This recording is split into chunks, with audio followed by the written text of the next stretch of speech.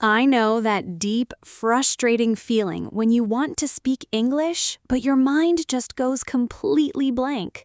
You want to talk about your day, your life, your plans, but the words just refuse to come out. It makes you feel stuck and maybe even a little embarrassed. But after this video, you will confidently talk about your daily life using simple, powerful phrases that native speakers use every single day. I'm going to share a tiny secret trick with you today that changes everything. A trick most traditional teachers never even talk about. Wow, what an amazing promise. Welcome to English Studio. I'm Alex. And I'm Sarah. And today we're going to teach you how to talk about your daily routine like a pro. This is going to be so useful. I'm incredibly excited for this one. Let's get right into it. Wait, Alex. Before we jump into the very first scenario, we need to tell our friends something important. Oh, you are right. Before we start, if you're learning English and you want helpful videos like this every week, hit subscribe right now. Yes, and please ring the bell so you never miss a fun lesson with us. It really helps our channel grow. Okay, let's go. Scenario number 1. Let's start at the very beginning of the day. You're sleeping, it is early, and your alarm clock goes off. Sarah, how do we actually talk about this moment? What is the best phrase?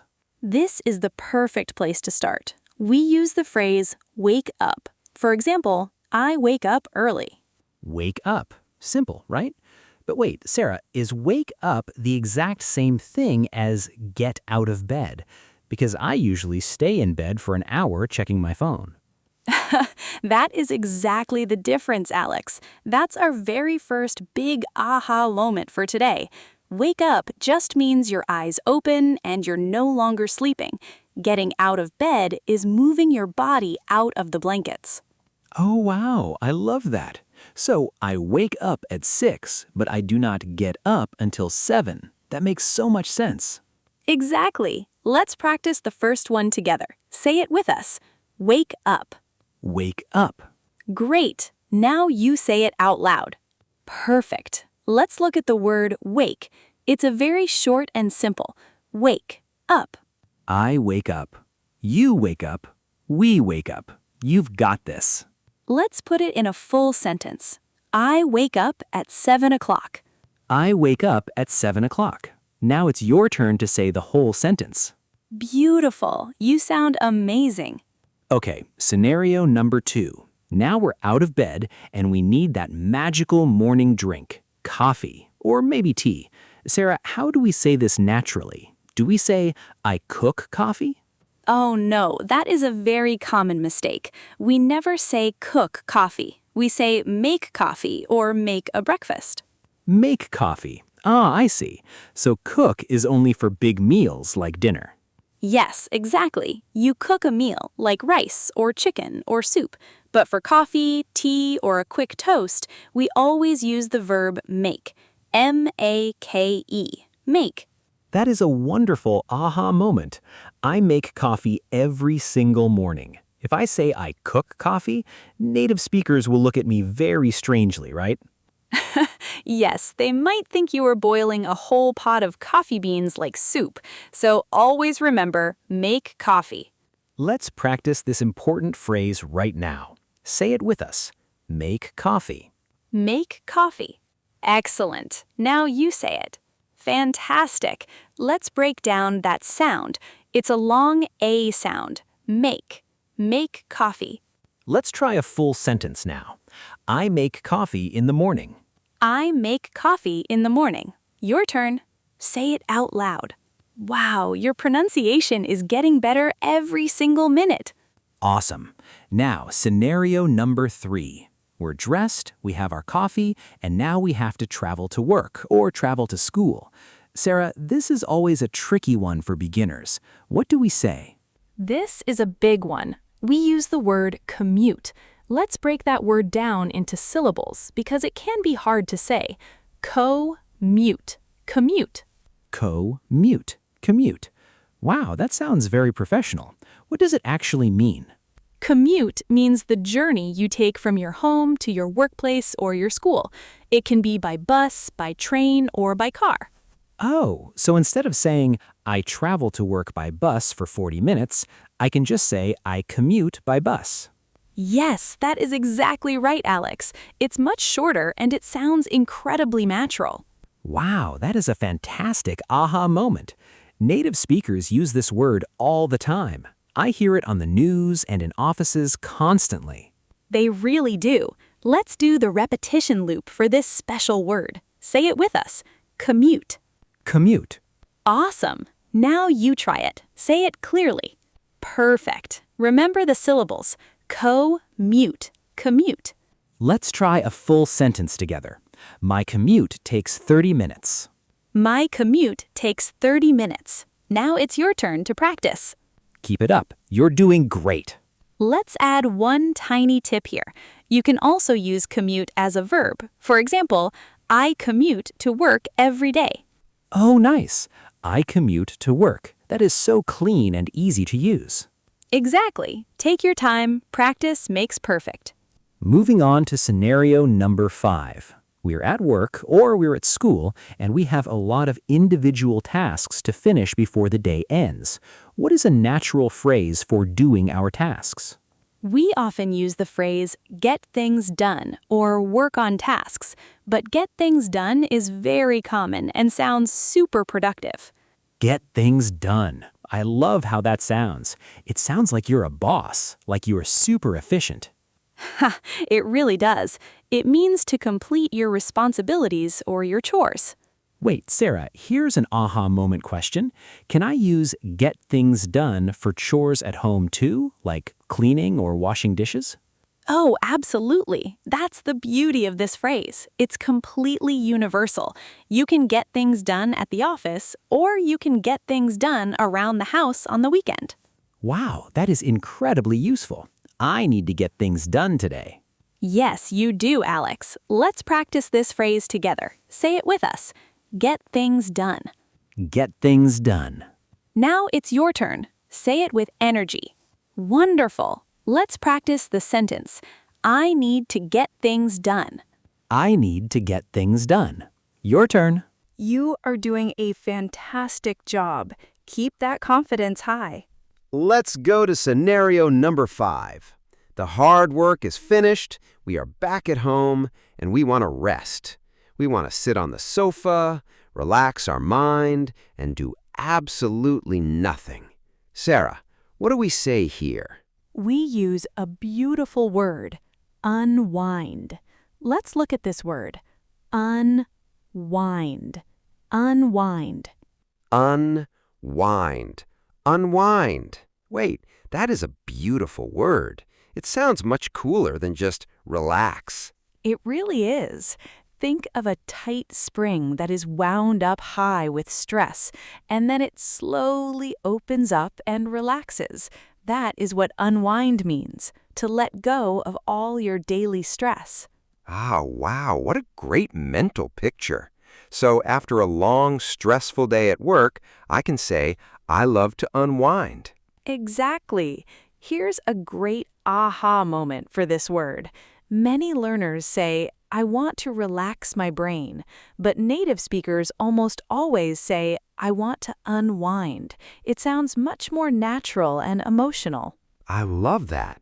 Let's practice this cool word right now. Say it with us. Unwind. Unwind. Now you say it. Excellent. Let's do a full sentence. I unwind by watching a movie. I unwind by watching a movie. Your turn. Wow, you sound like a native speaker already. It is amazing how much a single word can change how you sound, right? Absolutely. Okay, scenario number 6. It is getting dark outside. It is time for the final meal of the day. Sarah, earlier we talked about making coffee. What about this evening meal? What do we say? For this one, we usually say have dinner or eat dinner. Have dinner. Wait, why do we use have? Have means possession, right? Like, I have a car. Why do we use it for food? That is the ultimate aha moment for English learners. In English, we use the verb have for meals and drinks all the time. We say have breakfast, have lunch, have dinner, have a snack, have a coffee. It just means to eat or drink it. Oh, wow. So if someone asks me, do you want to have lunch? They're not asking if I own a lunch. They're asking if I want to eat lunch with them. Exactly, Alex. It's much more common to say have dinner than eat dinner in casual daily conversation. Wow, I am learning so much today. Let's repeat this super common phrase. Say it with us. Have dinner. Have dinner. Now you say it. Great. Let's put it into a natural sentence. I have dinner with my family. I have dinner with my family. Your turn. Amazing. You are absolutely rocking this lesson. You really are. Don't worry if it feels like a lot of information. Just take your time. Okay, our final scenario. Scenario number 7. The day is completely over. It is late at night, and you are going to sleep. Sarah, what is the final phrase for our daily routine? We say go to bed or go to sleep. Go to bed. Is there any special secret or aha moment about this phrase, Sarah? Actually, yes. Notice that we do not say go to the bed. We just say go to bed. Leaving out the word the is very important here. Oh, interesting. If I say I'm going to the bed, what does that mean? It means you are physically walking towards a specific piece of furniture. But if you say, I'm going to bed, it means you are going to sleep for the night. Wow, that is a tiny word, but it makes a huge difference in meaning. Go to bed means sleep. Go to the bed just means walking to the furniture. Incredible. Yes, English can be surprising like that.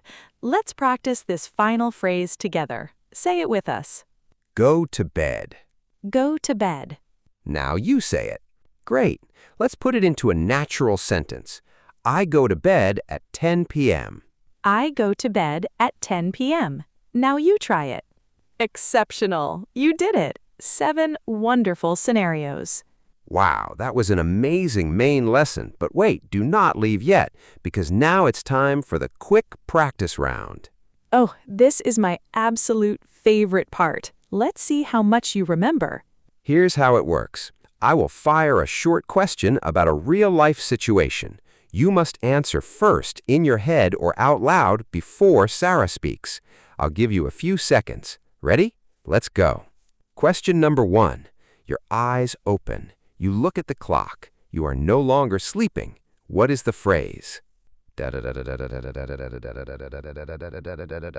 Wake up. We say, I wake up.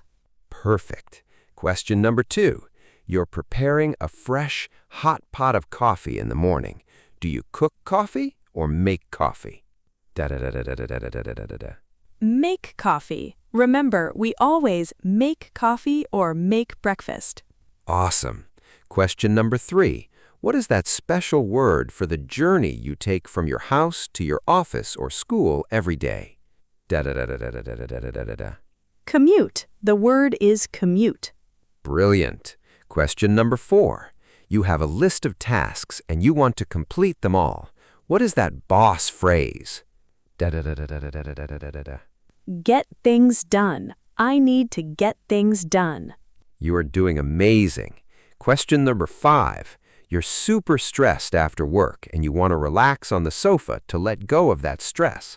What is that beautiful word? Unwind. I love to unwind in the evening. Yes. Question number 6. You're eating your evening meal with your family. What is the most common verb to use instead of eat? Have. We say have dinner. Unbelievable job. Final question. You're going to sleep for the night. Do you say go to bed or go to the bed? Go to bed. No need to use the word the. Wow, that was high energy and you did absolutely fantastic in the practice round. I am so incredibly proud of you. Learning a language takes step-by-step practice, and you are doing the work right now. Now, before we say goodbye, let's do a very fast, powerful summary with Sarah leading the way. Let's do a quick recap of our 7 powerful phrases from today. Phrase 1, wake up. Yes, open those eyes. Phrase 2, make coffee. Yum, every single morning. Phrase 3, commute. That journey to work or school. Phrase 4, get things done. Super productive. Phrase 5, unwind. Ah, time to relax and let go of stress. Phrase 6, have dinner. Delicious, eating with the family. And phrase 7, go to bed. Time to sleep and dream in English. What a beautiful summary. Thank you, Alex. Thank you, Sarah. And now it's time for our question of the day. We want to hear from you. Yes, we really want to connect with you in the comments below. Today's question is very personal and easy to answer in just 1 or 2 simple sentences. The question is, what time do you wake up and how do you love to unwind in the evening? Please write your answer in English in the comments below. Do not be afraid of mistakes. Mistakes are just beautiful steps toward learning. That is exactly right. We read every single comment, and we can't wait to see your answers. Thank you so much for spending your valuable time with us today at English Studio. You are capable, you are growing, and you are doing amazing. You've got this. Keep practicing, keep speaking, and we will see you in the next video. Bye-bye. Goodbye. See you soon.